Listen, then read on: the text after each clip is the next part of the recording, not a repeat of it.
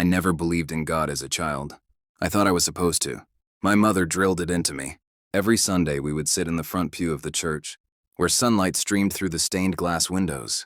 The angels and saints depicted in those windows looked down with blank, otherworldly eyes. They weren't comforting. They were cold, detached, and distant. "Be still," my mother would whisper, squeezing my hand tightly. "God is watching." I wondered why he would bother. The God they preached about in that church didn't seem interested in fixing the evil under his own roof. By the time I turned 12, I had learned enough about the darker undercurrents of that place to doubt everything I had been taught. I heard the whispers, rumors about the choir director having an affair, about stolen money from the donation fund. I even saw a deacon screaming at another man in the middle of a service, their argument escalating until fists flew in front of the altar. No one intervened. They only turned away, muttering prayers to a God who didn't seem to care. But it wasn't the scandals that shattered my faith. It was the laughter. One Sunday after service, I overheard the pastor, a man revered by the congregation, speaking to one of the elders in a hushed voice. They were laughing about how easy it was to manipulate people with sermons. "People believe what they want to believe," the pastor said, chuckling under his breath. "As long as you give them hope, they'll follow you anywhere." Those words stayed with me. I didn't say anything to my mother, but something inside me broke that day. The church wasn't a sanctuary. It was a mask, a thin veil covering the same corruption and greed that existed everywhere else. Yet despite all of that, I kept coming back. I didn't know why. Maybe I was searching for something I didn't understand, some proof that not everything was a lie. Over the years, I drifted further from faith, but something always pulled me back to it. Eventually, I took a job working for Father Callahan, a man who had dedicated his life to the church. He wasn't like the others. There was a quiet strength to him, a conviction that couldn't be faked. I didn't believe in what he preached, but I respected him. He didn't pressure me to have faith, and in return, I helped him with the practical tasks of church life, setting up services, organizing charity events, and keeping the building in order. It was a peaceful routine, until the day everything changed. It started on an unremarkable morning. The air inside the church was cool, the faint scent of incense lingering in the rafters. I was dusting the altar when I heard Father Callahan call my name. His voice echoed softly through the empty sanctuary. "Micah, come to my office." I set the duster aside and made my way to the back of the church. Father Callahan's office was a cluttered space, filled with religious texts, old relics, and more paperwork than any one man should have had to deal with, than anyone could keep track of. He looked up from his desk as I entered, his expression unusually grave. "Close the door," he said. I did as he asked and sat down across from him. He slid a folded letter across the desk. "We've received a request," he explained. His voice measured, one that requires immediate attention. I unfolded the letter and skimmed its contents. My eyes widened at the name near the top of the page. "Did he?" I asked incredulously. "As in Shah? Did he call?" Father Callahan nodded. "His family contacted us. They believe he's under some kind of spiritual attack." I leaned back in my chair, trying to process what I was hearing. "Spiritual attack? You mean possession?" "They didn't use that term," Callahan clarified. "But the symptoms they described align with it. He's deteriorating rapidly, refusing to eat, talking in strange languages, experiencing violent outbursts. The doctors have found no medical explanation." I frowned, shaking my head. "Are you serious? You think he's possessed by a demon?" "I'm not jumping to conclusions," Callahan replied. "But I've seen enough in my time to know that these things aren't always easy to explain. His family is desperate and they've asked for our help." I crossed my arms, skepticism washing over me. This sounds like something out of a movie. Maybe he's just having a breakdown. With everything going on in his life, who wouldn't? Callahan sighed, leaning forward. "You're not wrong. He's under a lot of pressure, legal troubles, scandals, the weight of his entire career. But if there's even a chance that something darker is at work, we have a duty to investigate." I hesitated.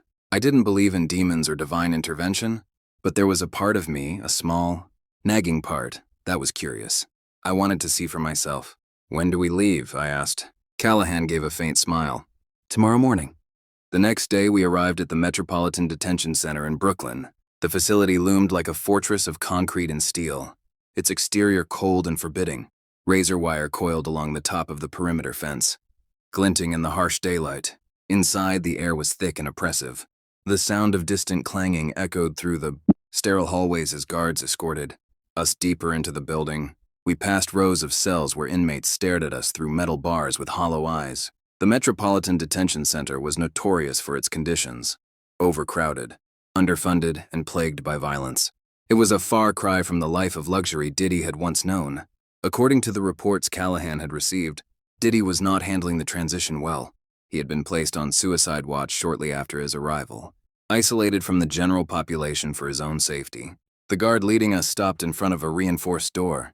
"He's in here," he said, unlocking it with a series of sharp clicks. The door swung open, revealing a small holding area. Diddy sat on a cot in the corner, his head bowed. He was a shadow of the man I remembered from magazine covers and music videos. His skin was pale and gaunt, his eyes sunken and lifeless. He muttered quietly under his breath, the words too faint and garbled to understand. "Shah?" Father Callahan called out gently. There was no response. The muttering continued as if we weren't there. "He's been like this for days," the guard said quietly. "Doesn't eat, doesn't drink, just talks to himself. Last night he started screaming about people trying to poison him.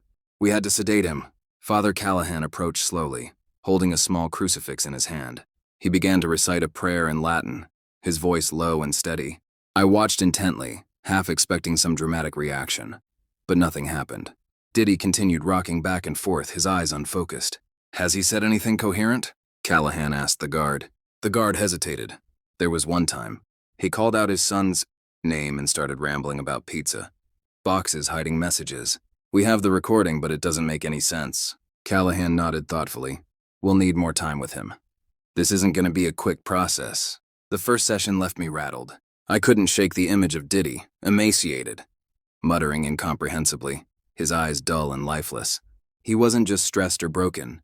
There was something deeper at work, something gnawing at him from the inside out. Callahan was quiet as we left the facility that day.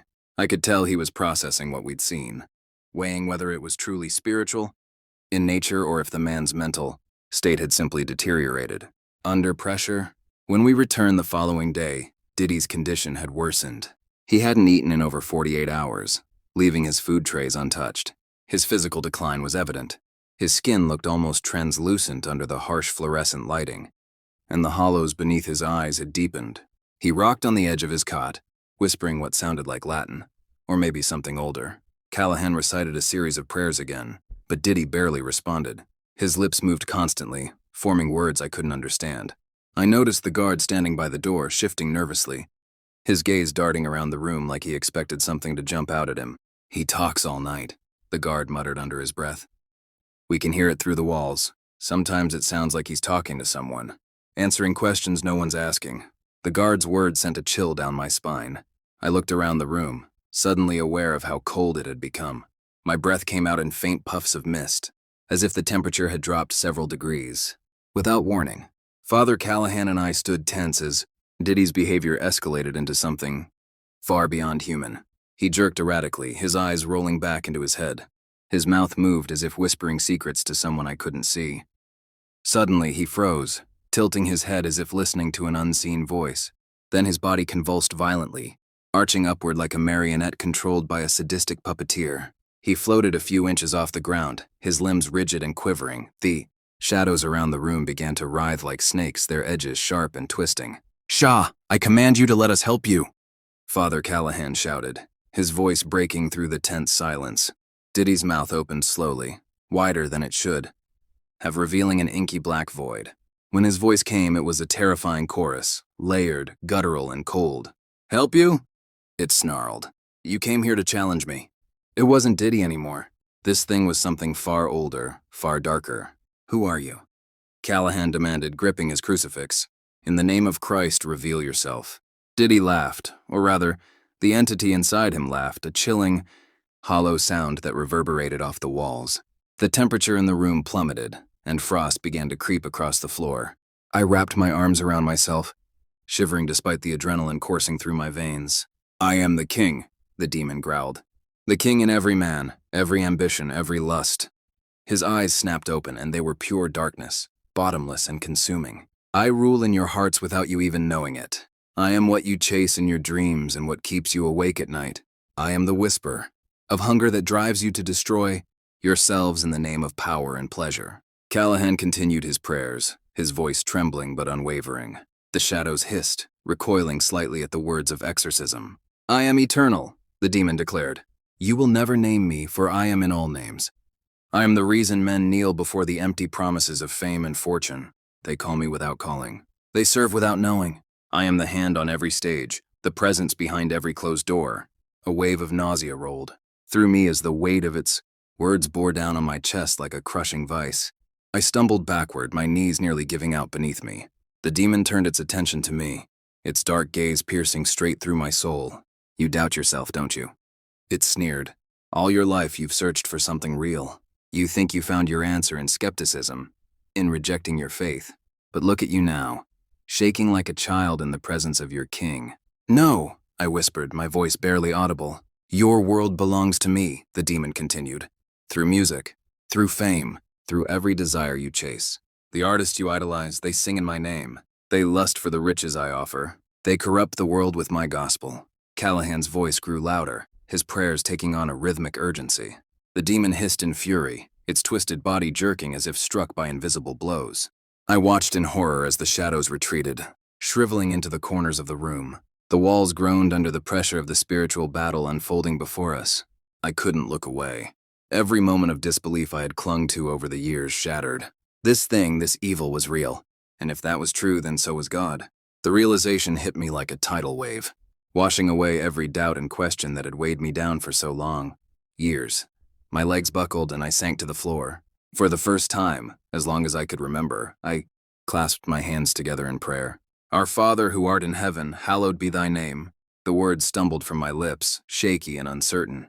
But as I spoke, a warmth began to bloom inside me.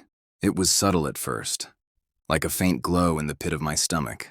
I kept praying, letting the words guide me out of the darkness that threatened to consume me. Thy kingdom come. Thy will be done on earth as it is in heaven. The fear that had paralyzed me melted away, replaced by something stronger. I felt as though a protective barrier had been erected around me, pushing back the cold, malevolent presence hanging in the air. Callahan gave me a nod of approval, his voice rising in strength as he continued the exorcism. We were no longer fighting this thing alone. Together we spoke words of defiance against the darkness.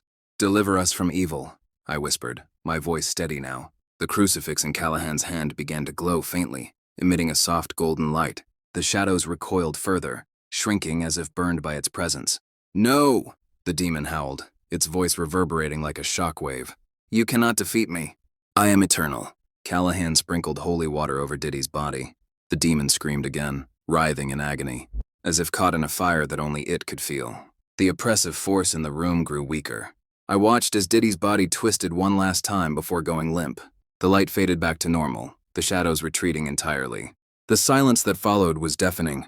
After the demon's final scream faded into nothingness, all I could hear was my own breathing, ragged and shallow. My heart pounded in my chest as I stared at Diddy's lifeless body sprawled on the floor. For a moment, no one moved. The guard by the door whispered a curse under his breath, breaking the oppressive stillness. I crawled forward, hesitating as I reached for Diddy's arm. Is he dead? I asked, my voice barely above a whisper. Callahan knelt beside me and gently pressed 2 fingers to Diddy's neck, checking for a pulse. A few agonizing seconds passed before he shook his head. No, he's alive, Callahan said softly, but weak. He needs medical attention. As if on cue, Diddy stirred. His chest heaved as he gasped for air.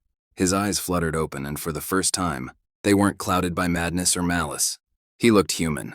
Where am I? He rasped, his voice hoarse and cracked. You're safe now, Callahan assured him. We're here to help you. Diddy blinked slowly, his gaze unfocused. He tried to sit up, but immediately collapsed back onto the floor, his body trembling from exhaustion. I'm hungry, he whispered weakly. The guard signaled for backup, and within minutes, a team of medical staff arrived with a stretcher. They lifted Diddy onto it with care, strapping him down as a precaution. His breathing was shallow, but he seemed more lucid than he had been in days. Once Diddy was stabilized in the prison infirmary, his daughters were called in. They arrived within an hour, their faces tense with fear and hope. I watched as they entered the room cautiously, their eyes widening when they saw their father awake and responsive. Dad? One of them asked hesitantly. Diddy's head turned slowly toward the sound of his daughter's voice. His lips twitched into a faint smile.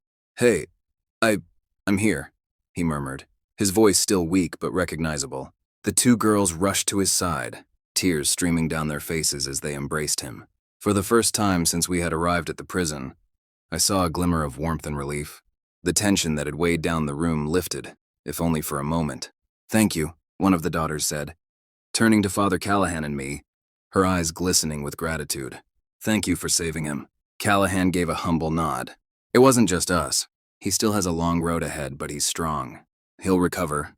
I stood silently by the door, observing the reunion. It should have felt like closure, a happy ending to a harrowing ordeal. But something gnawed at the edges of my mind, a nagging sense that this wasn't truly over. As we prepared to leave, I glanced back one last time. He was sitting up in bed now, laughing softly as he spoke to his daughters. The sight was almost normal, almost comforting. Then his gaze shifted. He looked directly at me. For a brief second I saw it. His eyes darkened into the same pitch-black void I had seen during the possession.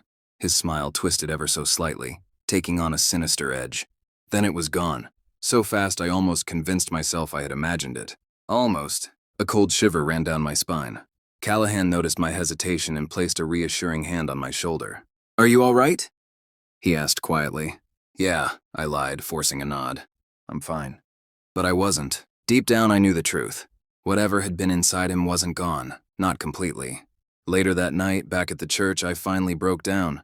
The weight of everything I had witnessed, the supernatural horrors, the revelation of my own faith, crashed over me like a tidal wave. I found Callahan sitting in his office, quietly reading scripture by the dim light of a desk lamp. "Father," I began, my voice trembling. Callahan looked up immediately, sensing the turmoil in my expression. He set the Bible aside and gestured for me to sit. "I don't know how to move forward," I confessed as I sank into the chair across from him. I thought I knew what the world was. I thought everything I saw in that church growing up proved that faith was just a lie. But now I don't know what to believe. Tears welled in my eyes as I spoke. "I believe now," I whispered, my voice breaking. "I believe in God, but I don't know what to do with that. How do I move forward after everything I've seen?" Callahan leaned forward, his expression kind but serious. "You've already taken the first step," he said. "Faith isn't about having all the answers. It's about walking the path, even when the road is uncertain. You never needed anyone else to guide you. You only needed to trust yourself and him." His words struck something deep within me. For the first time in years, I felt a sense of peace. Not complete, but enough to hold on to. And I wasn't afraid anymore. I had faith now. And when the time came to face that darkness again, I would be ready. Until then, I wait, knowing that one day I may see Diddy's demon again.